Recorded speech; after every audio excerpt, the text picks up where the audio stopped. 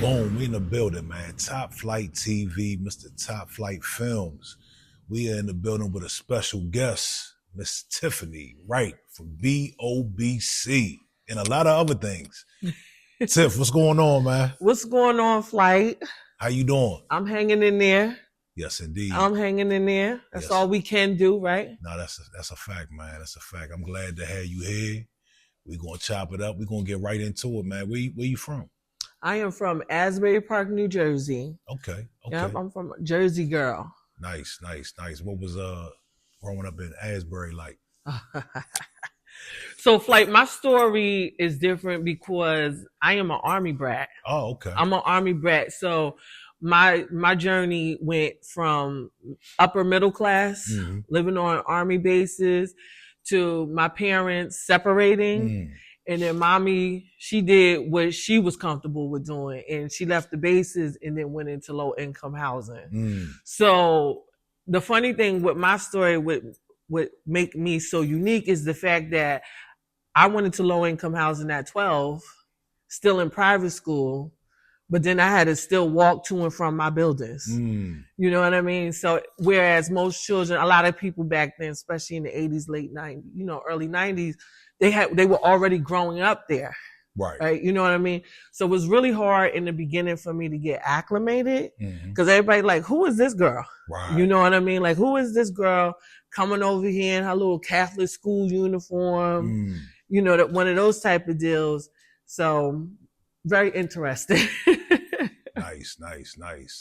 You do any sports, anything growing up? No sports, but I did get into some trouble early on. I only did a little 45-minute detention, youth detention. I'm not even going to sit up here and act like I did a lot of time because I didn't. But I was away from home for a year. And in that year, through the counseling, a lot of times with the youth, when you get in trouble, it's always a root, right? There's some type of root to it. And I didn't get into sports, but I did model for a little bit. Yeah. I was just about to ask you about that, man. Let's talk about the modeling, man. Flight. So we talking about a touchy subject, but because it's you and you my brother, I'm going to go there. Okay. All right. So in 94, I got my first modeling contract. I wanted to do runway modeling, and I was too short. The fact of the matter was I was too short. And so I have a very strong personality. So I wouldn't let up on the runway. However, I was talked into trying to go into pageantry, the pageants and everything. And I wasn't a good fit for that because of just my background. I mean, let's just talk about it. It's very competitive. Again, growing up in low income housing, the family, the churches, everyone raising, making dinners for my dresses and, that type of thing. So it didn't go well with me to go and compete and then so-and-so is cutting up my dress. You know what I mean? Or, the little silly stuff they do behind the scenes. And so I was kicked off of Miss Teen New Jersey very quick because of it, because I'm like, well, you're not going to mess up my dresses. My father just went and got a second job. Right. You know what I mean? Like, and my church just raised money for me to sit here.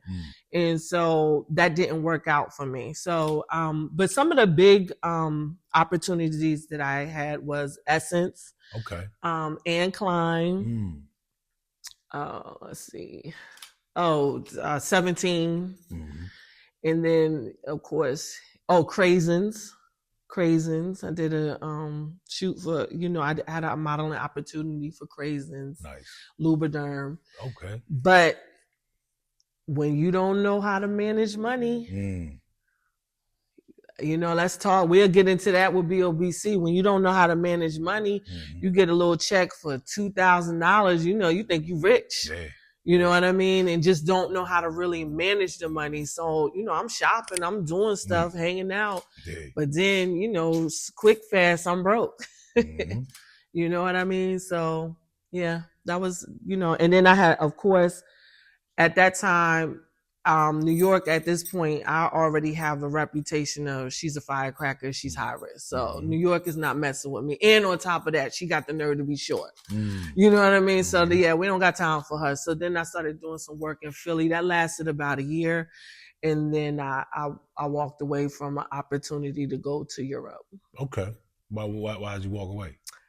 Scared. I was scared because at that time I had my oldest daughter at that point, and my agent wanted me to one of my parents to adopt my daughter, and then I was going to go over to Paris. And, you know, my parents were afraid, right? You know, my community people around me was afraid. And of course, when you allow people to project their fears on you, I didn't take the contract. And, you know, Flight, it's funny that I'm going to publicly really talk about it because that's something that has bothered me for years, because you deal with the could-haves, the should-haves, the would-haves. Dang, my life would have been different. Maybe if I would have went here, you know what I mean? So I dealt with that for a long time, but I could sit here today and say that I'm thankful that I didn't go to Europe in 99, because Tiffany in 99 is completely different than Tiffany in 2024. Right. You know what I mean? So now I know that I dodged the bullet. Right. I dodged the bullet. Okay. That's heavy, man. So, man, what was your transition out of the modeling? Like, what was your last straw? Like, was it that incident or was it something else? Like, I'm done. Oh, I could tell you my final straw was I was on a photo shoot in Philly. The photographer, I had my daughter, because my daughter's father would not watch my daughter because, you know, the shoots are 10 hours, 14 hours. And so at this point, I was like, okay, I'm going to bring my daughter. So my agent is watching my daughter. My mother is there, you know, handling my daughter. But the photographer, wonderful photographer, but the whole time he's sniffing coke. The whole time. Lines, just, you know, he going in, and he's going in front of me, my mother, and my daughter. And then on top of that, he's like, yo, Tiff, you know, you want some? And at that point, you know, like, honest to God, a lot of people, I don't know if people really believe me or not, but I swear I never touched the drugs, but I know that if I would have kept going, because I was around it, it was everywhere. You know what I mean? And you know, when you hear the Lisa Lohans and, you know, all the different stories, you know, not to say I was ever in no, but I could see how those type of situations happen. Yeah.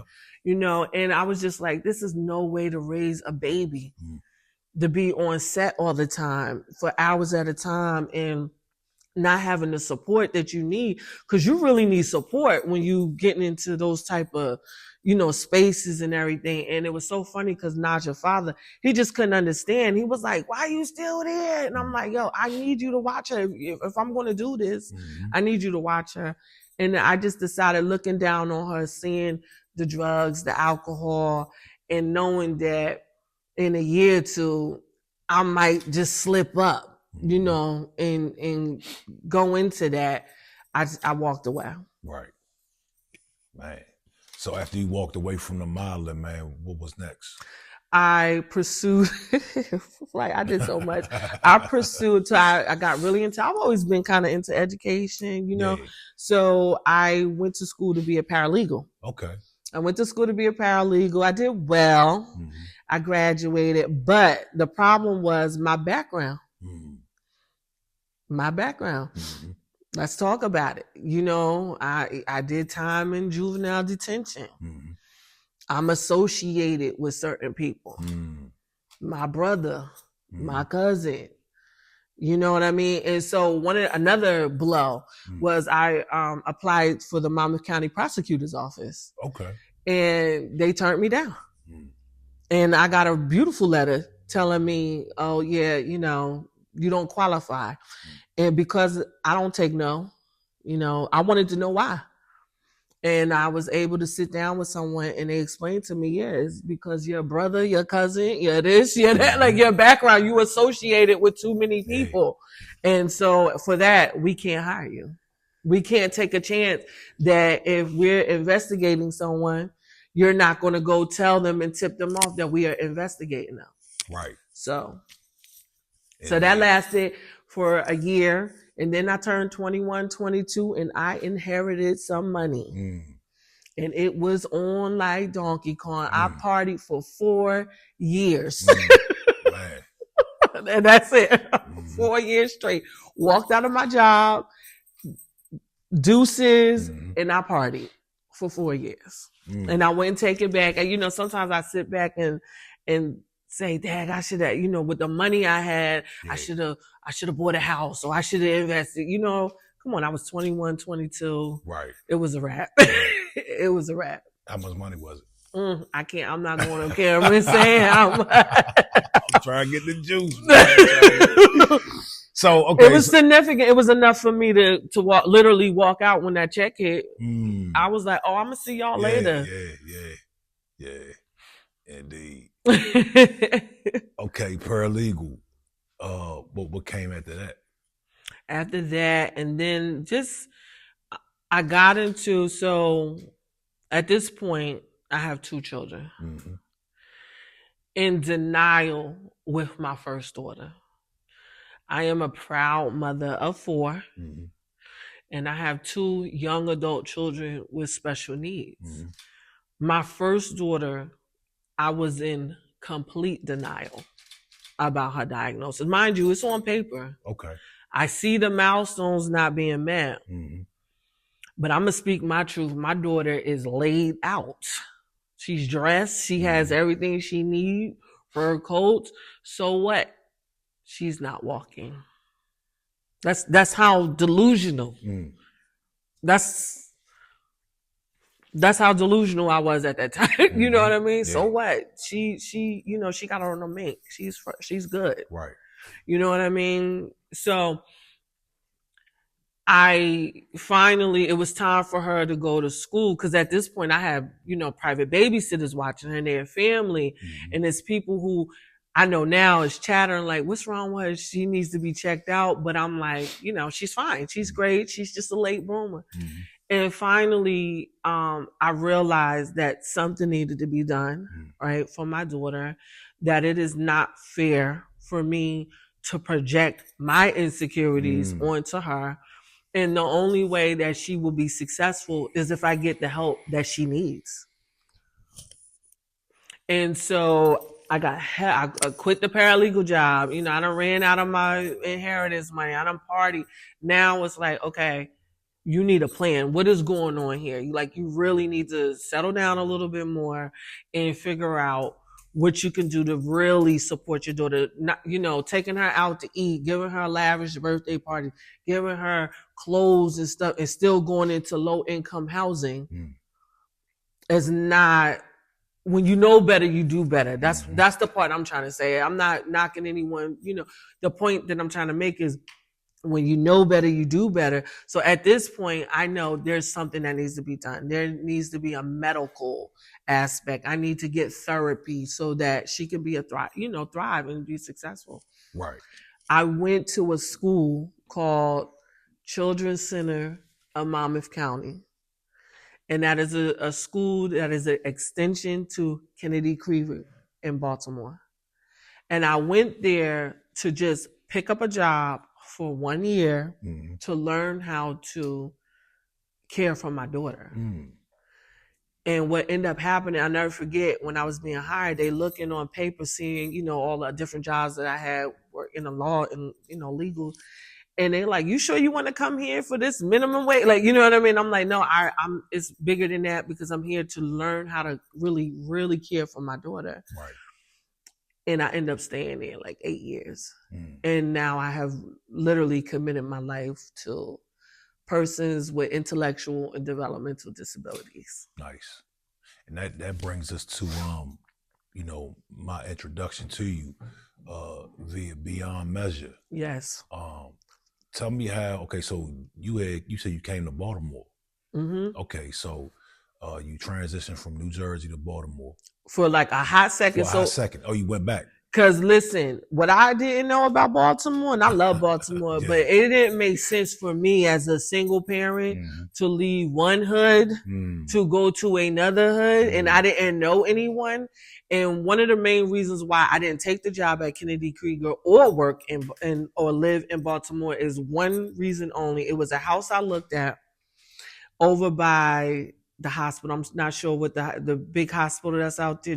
Is it John Hopkins? Yeah. Okay, I looked at a townhouse over there, and I will never forget. I walk out with my small children, and all these dudes. First of all, I will never be afraid of my people. So let me be real clear. I'll go anywhere. I will never be afraid of my own people. But what got me with these particular guys is that they walked up on me, and I have all these little children around me, and they like, New Jersey, what's up? And I was like, and I knew that as a single parent and that my children would be latchkey, that people want to watch my house. And I don't know these people. Right. It's not like it's like Junebug and them. Like, you know what I mean? I don't know these people. So that was one of the deciding factors as to why I didn't work and live in Baltimore. But I end up going to another school in Frederick, which saved my life, Brooklyn. Okay. Brooklyn in Frederick, Maryland. And that's how I set roots here in Western Maryland. Nice. Well, tell me about Beyond Measure, man. Beyond Measure. So it is my first business, my first love.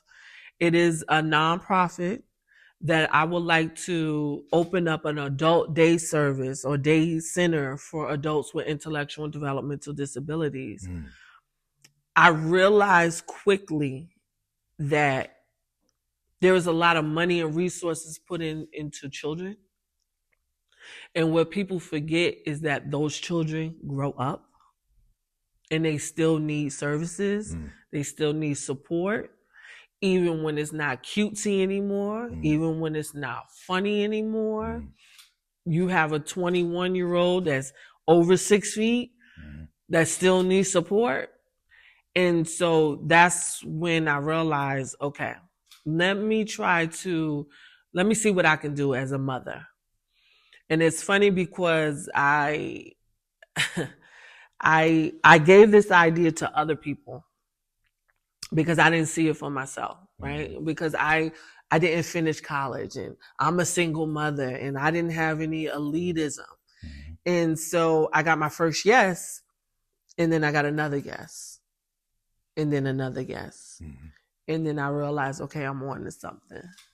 Nice. And so it's a program. I'm still building it out because, and I know you're going to get into this probably in the next question, is like, I need this space and everything, but then I had another call to action, which I'm quite sure you're going to. Yes, that's going to bring us to B.O.B.C. Let me say this, man. I was around during the inception, and from what I've seen from the beginning until now, man, you came a long way. A lot of stuff has been done. A lot of people have been a part of it. You've done great things with this. A lot of events, beautiful events, classy. It's just a lot of growth within a short period of time, man. Tell us about B.O.B.C. So B.O.B.C, baby. So listen, through Beyond Measure, learning how to network. Business is about relationships, period. It's the relationships that you build, right? And so I picked up on that quickly. And when I started Beyond Measure, of course, we all know that was Berkeley County, West Virginia, Martinsburg. And I'm going to different networking events, and I'm not saying not a lot. Let me just say that not a lot of people of color, not any brown or black, people. And so I couldn't understand, like, okay, I know that there are Black-owned, minority-led businesses in the area, but where are they? Where are they? Why aren't we networking? Why aren't we working together? And so I walked up in United Way. I'm so thankful for United Way of the Eastern Panhandle because that CEO, Penny Porter, she connected me with a woman named Alicia Puller, who's the founder and CEO of Stars That Shine. That's really the beginning of B.O.B.C because Alicia Puller came in as a mentor to me. And through it all, through my homework and learning different business strategies and everything, I kept asking her, where's all the black owned businesses and where's the visibility for it? Why don't I know about you? Why don't I know about these different businesses? And if you know anything about Alicia and I are like polar opposites. So I'm all like, just social butterfly. Not to say that Alicia's not, because she is, but she's more reserved and more calculated. And so I said, Alicia, we need to form an alliance. We need to work together or form some type of networking group. And for months, she kept saying, Tiffany, here's your homework. Send it to me. And then finally, she said, come on, let's try to do something. So B.O.B.C, it originally started as Black owned in Berkeley County. I wanted to provide visibility for Black owned businesses in Berkeley County, West Virginia. Because as a person that's not from West Virginia, I'm a transient, from New Jersey, and just meeting people, it's always the jokes. West Virginia, it's Black people there. Oh my goodness, there's no Black people there. And I'm like, yes, there are. There's a thriving community in West Virginia, and I want to help provide that visibility. So we started out with 5 members, and I'm thankful because Flight was there at the first meeting. You captured it. And, my call to action was simple, like, should or could we work together? Period. Yes. It's just that simple. Because don't tell nobody, but I'm in my 40s. So I didn't know, culture, I didn't know if it was an age thing, meaning that that's not the type of, vibe people on anymore. Is it, I'm by myself, you do your thing, I do my thing. Or is this something that we lost? Is this something, should we go back to our roots? Should we go back to it takes a village? I'm not understanding what's happening here. And I realized too that my Black experience in New Jersey is very different of the Black experience in rural, areas. It's a different experience. And I didn't know that. I took that for granted. And so, like I said, I asked the question, should or could we work together? Period. And then the response was, yes, we need to work together. We need to get out this crabs in a bucket mentality. Because that's, it's just this crabs in a, because, and I took for granted too, I thought it was just here. When I'm realizing, no, it's not just here. It is here in this area, but it's other places too, because it's the mindset, there's only room for one. And so B.O.B.C is committed to providing visibility for all of our members and providing visibility for our community. Yes, indeed. So I remember you asking that question, and really, it seemed like you were very sincere in that question. Like, should we even work together? Is anybody about this? Is everybody on deck? Do y'all want to go through with this? You know what I'm saying? So it's safe to say that you found a group of businesses that are willing to work together. Yes. Nice. It is. I mean, definitely, I'm not going to sit here. I think so many people who do gravitate to me and my cause and, the businesses gravitate to the authenticity that I possess. But, I'm not going to sit here and say it's been more positive than negative. But you definitely have snakes. Okay. It's unreal, to be honest with you. The level of, one thing I found out, how they say love wouldn't do that. Love, oh yes, love would. Oh yes, love would. And so, but yes, no, it is safe to say that we do have a group of people, a network of business owners and community supporters that we have formed an alliance with one another, and we do business to business for real. Now, what type of services does B.O.B.C provide? We provide the marketing, support, mentorship. I have on many occasions taken people who I know that have a great service and but they're afraid to network. They don't understand the network because everybody still want to go network with just Nene and them, and they only want Asu to buy 20 of their t-shirts and buy all their cakes when really and truly, if you're going to make it, you have to network and you got to let people know that you're here. Right. So our biggest thing is definitely the marketing, the visibility, the networking opportunities, and just kind of getting the word out that this person is here. Absolutely. So I understand y'all changed the name from Black Owned in Berkeley County to another name. What's the new name? The new name is Black Owned Business Community. Black Owned Business Community. Okay. Yeah. Okay. So it's still the B.O.B.C. Yeah. So one of the reasons why I had a big push to change the name is because, again, we started in Berkeley County, West Virginia, but I'm so thankful for my Maryland members. My Maryland members stood 10 toes down. 2 years they was coming to West Virginia, networking, and was like, we don't care about the name. We don't care about the location, but we just want to network, and we really about doing that business to business. And then recently, and I want to thank you actually, because you introduced me to Darren Sheffield from Madar International.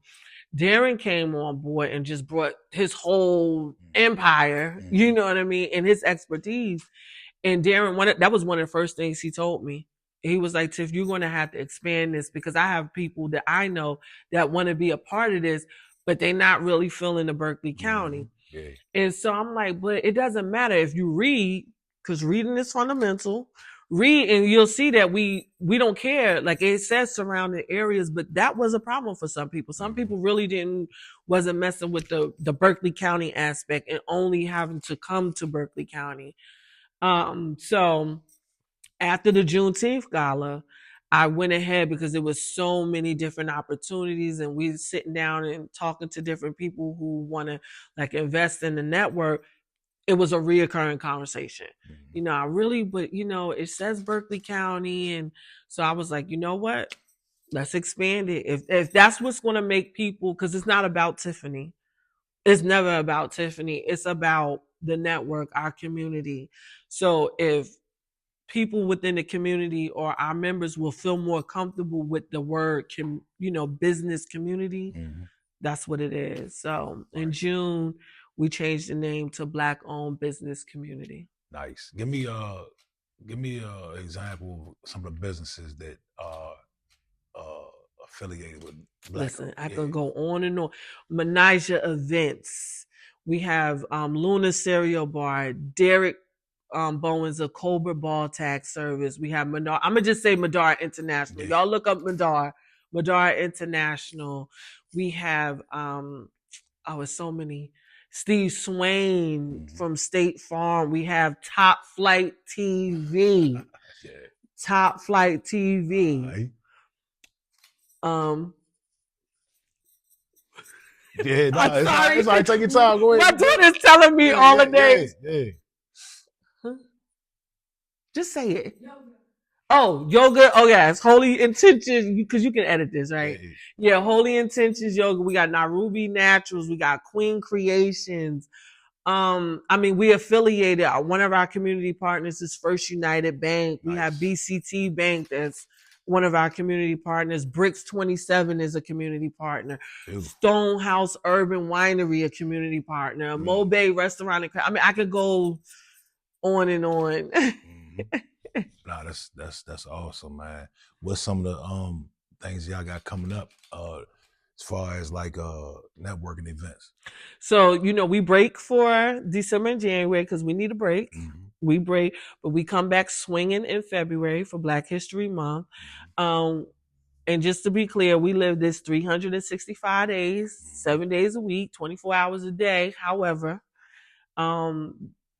the board advisors and myself, we're volunteers. We volunteer. So there's a period of time where we need to break, rest, reset, relax, refocus. So February, one of our initiatives for this year, because last year our initiative was financial success. Like I was big on the finance because I realized any initiative that B.O.B.C does that's coming from me is because it's something I need. right?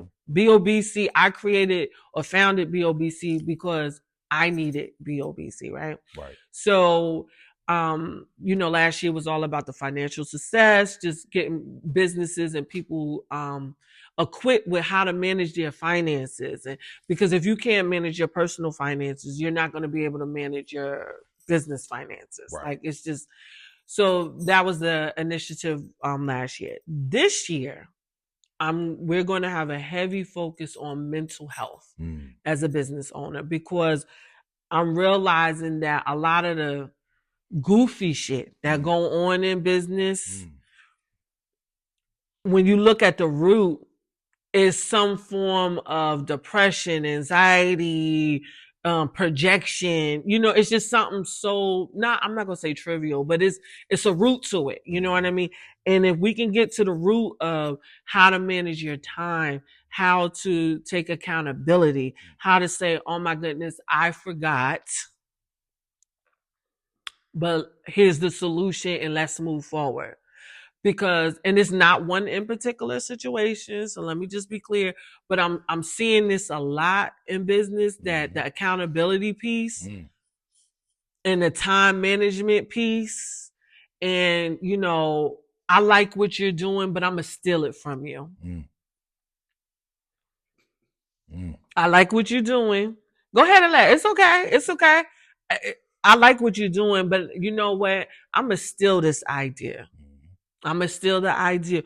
Or instead of just clapping for one another and say, you know what? I really like that. Can you show me? Or I'm interested in particularly doing that. Or better yet, can we collab? Better yet, can we collab? But no, you deal with the goofy, you deal with goofy stuff like people try to lie or steal or take it from you, then make a fake beef with you or make a fake competition with you and you ain't even know it.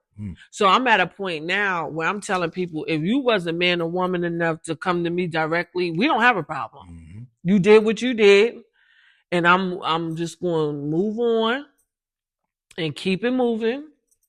Right? Because what's for B.O.B.C, we will have, and I wish you well. It's right. That simple. Indeed. Tell us what we can look forward to with B.O.B.C in 2025. Queens can kill too. Like I said, I'm so excited for this new team that I just put together, a committee of women, and I like to call them my healers. We have a holistic health doctor. We have Erica Bell was just newly elected councilwoman. She's on this committee as well. We have Sunita Torres from Holy Intentions, just different women that I have put together, where we're going to put together like a wellness expo to just kind of unmask some of this stuff and figure out, like I said, strategies on how we can work together, how we can take accountability, how if you miss something, you don't have to beat yourself up and then, make up this whole scenario in your head that's not even happening. Right. Like, so that's one of the initiatives. Also, we're going to continue with our podcast interviews for our members and just, monthly networking, of course. And of course, our big event is our Juneteenth Gala. Our Juneteenth Gala in June. We will always highlight Juneteenth and celebrate Juneteenth. Nice. Very nice, man. Tell the people where they can find you. Instagram, Facebook, Black-owned business community on both, both on Facebook and Instagram. Nice. Well, I'm glad you came through. Y'all make sure y'all go check out B.O.B.C. And we're going to definitely tap in with you. Appreciate you coming through, man. Thank you. We out of here.